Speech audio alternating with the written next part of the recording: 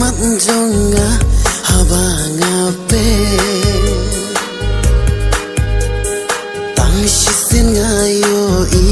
jimot ki helu tang shafi kung kamarang bakenda hajing shai kasni jing im kanda shongkun lada jing ingan yuhot na pi